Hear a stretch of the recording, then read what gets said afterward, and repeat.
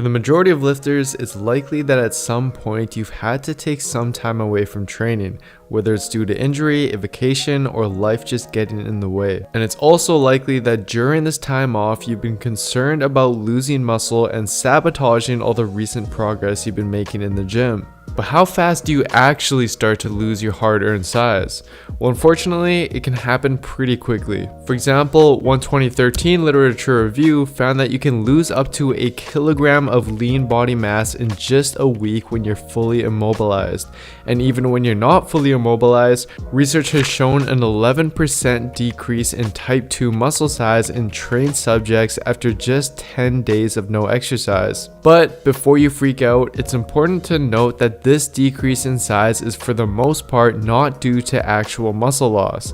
It's instead due to a drop in glycogen levels and water stores within your muscle, which makes a significant difference in how big your muscles appear. In fact, research shows that muscle glycogen can increase muscle volume by about 16%. And since research also shows that when you stop training, your muscle glycogen levels can drop by 20% after just 1 week, it means that your muscles will look considerably smaller after some time away from the gym, which is something you've probably noticed yourself. But the good news is your muscle glycogen levels and water stores will quickly refill once you start training again. In fact, one 2013 study from the University of Tokyo illustrates this idea and found that subjects who trained intermittently with 6 weeks on and 3 weeks off for a total length of 24 weeks gained virtually the same amount of muscle as subjects who trained continuously for the 24 weeks. The only major difference, as shown here, was that the muscle size with the intermittent group fluctuated quite a bit due to increases and decreases in glycogen in the muscle, corresponding to their on and off periods, simply meaning that taking a couple weeks off from the gym won't cause any significant muscle loss, even though it may seem like it due to your glycogen and water fluctuations. However, this doesn't hold true forever, because as shown in this 2013 literature review, after 3 weeks of no training is when you'll indeed start to experience actual muscle and strength loss. But luckily, if you are planning on taking extended time away from the gym or are just going to be very inconsistent with your training for a while, then there are a few things you can do to hold on to whatever gains you can, and that's exactly what I'll cover in this video.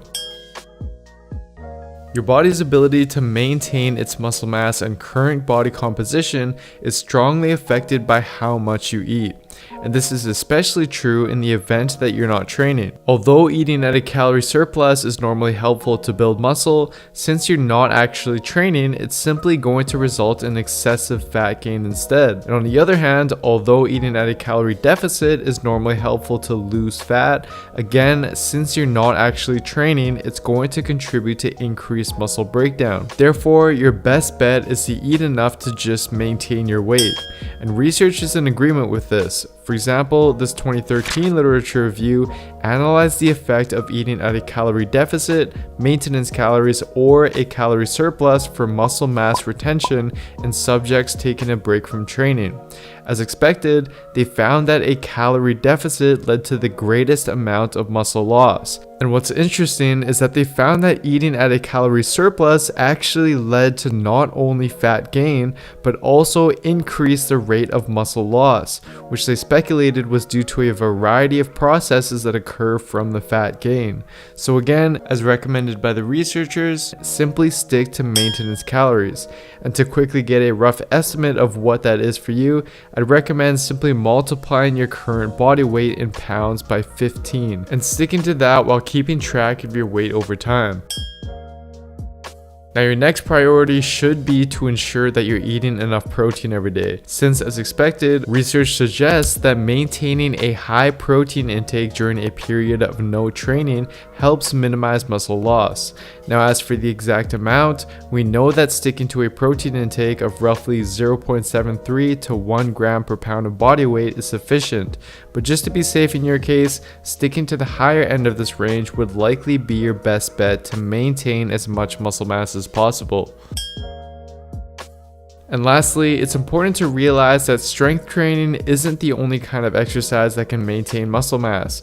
Simple activities like brisk walking, light swimming, or doing chores, for example, is enough stimulus to help you maintain your muscle better than you would if you were completely sedentary. And in addition, during your time off, if you are able to make it to the gym at all, multiple studies have indicated you actually don't need to do much in order to maintain your muscle mass. For example, this 2011 paper found that you only need around 1/3 of your original training volume to maintain muscle mass. Similarly, this 2018 paper by Schoenfeld and colleagues found that subjects who performed the following 13-minute workout just 3 times a week were able to maintain and even slightly increase their muscle mass throughout a period of 8 weeks. Simply meaning that anything is better than nothing. So if you have the time to make it to the gym for one full body workout per week or multiple shorter full body workouts per week, this, in conjunction with the previous tips mentioned, will be more than likely enough for you to maintain your muscle mass. And if you're unable to do so due to injury or whatever reason, don't stress out about it, and definitely don't try to train through your injury, as this often just worsens it and makes it take a lot longer to fully recover from. And besides, muscle memory is a very powerful and proven phenomenon, meaning that any muscle and strength you do lose will be very quickly regained once you get back to your regular routine. That's pretty much it for the video, everyone. Thank you so much for watching. I hope you enjoyed it.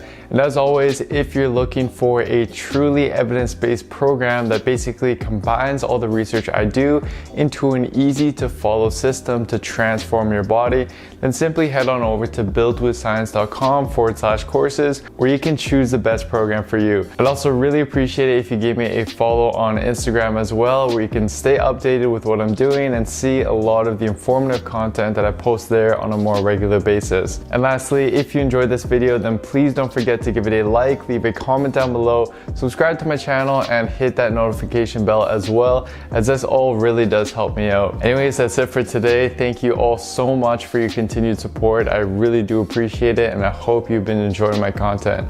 I'll see you next time.